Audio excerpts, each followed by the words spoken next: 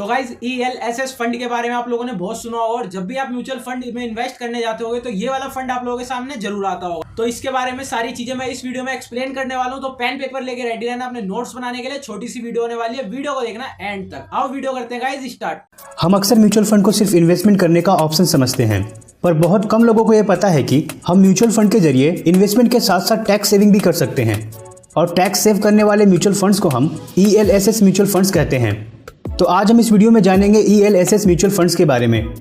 हम जानेंगे कि ELSS म्यूचुअल फंड्स क्या होते हैं, ये कैसे काम करते हैं और हम इसके जरिए कैसे टैक्स सेव कर सकते हैं।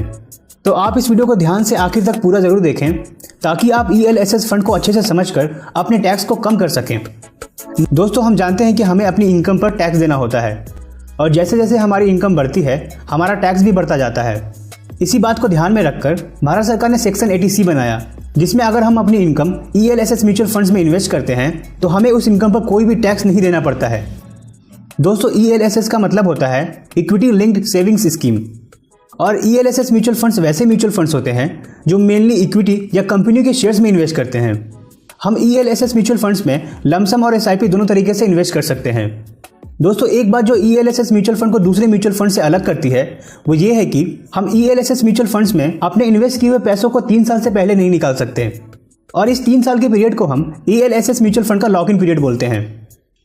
अगर हम ELSS म्यूचुअल फंड्स में लमसम में इन्वेस्ट करते हैं, यानी एक बार में ही बहुत सारा पैसा ELSS म्यूचुअल फंड्स में इन्वेस्ट करें, तो हम अपने इन्वेस्ट किए हुए पैसों को अब से ठीक 3 साल बाद ही वापस निकाल सकते हैं।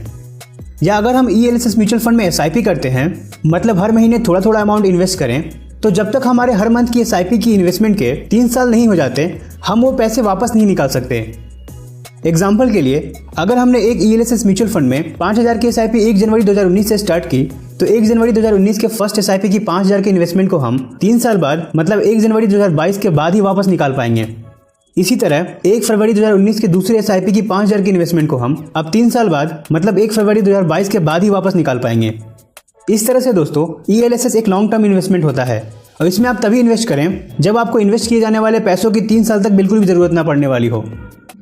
दोस्तों, आइए अब जानते हैं कि हम ELSS म्यूचुअल फंड से कैसे टैक्स सेव कर सकते हैं।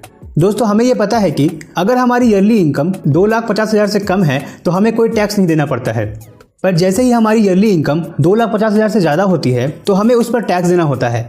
एग्जाम्पल के लिए, अगर हमारी ईयरली इनकम 5 लाख है तो हमें उसमें से 2,50,000 पर कोई भी टैक्स नहीं लगेगा, पर बाकी के 2,50,000 पर हमें टैक्स देना होगा। पर अगर हम ELSS म्यूचुअल फंड में इन्वेस्ट करते हैं तो हमें अपने पहले 2,50,000 की ईयरली इनकम के साथ साथ उस इनकम पर भी टैक्स नहीं देना होगा जिसे हमने ELSS म्यूचुअल फंड में इन्वेस्ट किया है। पर दोस्तों, ध्यान देने वाली बात यह है कि ELSS म्यूचुअल फंड में हम ज़्यादा से ज़्यादा 1,50,000 रुपये पर ही टैक्स बचा सकते हैं। मान लेते हैं हमारी ईयरली इनकम 5 लाख रुपये है और हमने 1,50,000 रुपये ELSS म्यूचुअल फंड में इन्वेस्ट कर दिया।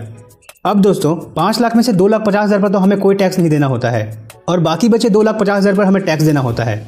पर क्योंकि हमने इस बाकी के 2,50,000 में से 1,50,000 ELSS म्यूचुअल फंड में इन्वेस्ट कर दिया, हमें ELSS में इन्वेस्ट किए हुए अपने 1,50,000 पर भी कोई टैक्स नहीं देना पड़ेगा। इस तरह दोस्तों, हमें टोटल 2,50,000 प्लस 1,50,000 मतलब कि 4 लाख तक की इनकम पर कोई भी टैक्स नहीं देना पड़ेगा और हमें टैक्स सिर्फ बचे हुए 1 लाख की इनकम पर ही देना होगा।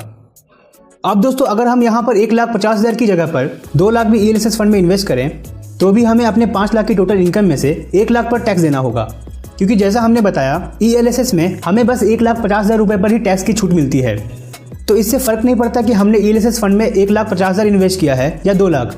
ELSS फंड में से हमें मैक्सिमम 1,50,000 के अमाउंट पर ही टैक्स में छूट मिलेगी। दोस्तों, ELSS म्यूचुअल फंड ना सिर्फ टैक्स सेविंग के लिए अच्छे होते हैं बल्कि इनमें रिटर्न भी अच्छा मिलता है। इसकी वजह यह है कि ELSS में हमारे फंड्स 3 साल के लिए लॉक हो जाते हैं और फिर वो चाहे प्रॉफिट में हो या लॉस में हो, हम 3 साल से पहले उसे सेल नहीं कर सकते। इस तरह ELSS फंड हमारी इमोशनल गलतियों से बच जाता है और फंड्स ज़्यादा टाइम तक म्यूचुअल फंड्स में रहते हैं, जिससे वो अच्छा रिटर्न्स बना पाते हैं। तो दोस्तों, ये था हमारा आज का वीडियो ELSS म्यूचुअल फंड्स के ऊपर। इसमें हमने जाना कि ELSS म्यूचुअल फंड्स क्या होते हैं, ये कैसे काम करते हैं, इनसे कैसे टैक्स बचा सकते हैं और ये कैसे हमें अच्छे रिटर्न्स दे सकते हैं। तो हमें उम्मीद है कि अब आप ELSS म्यूचुअल फंड में इन्वेस्ट जरूर करेंगे और टैक्स बचाने के साथ साथ अच्छे रिटर्न्स भी बना पाएंगे। आई होप गाइस वीडियो आप लोगों को पसंद आई होगी। अगर कोई भी डाउट है ELSS फंड से रिलेटेड तो नीचे कमेंट जरूर करना। बाकी मिलता हूं आप लोगों से किसी और वीडियो में। जब तक के लिए जय श्री राम भाई।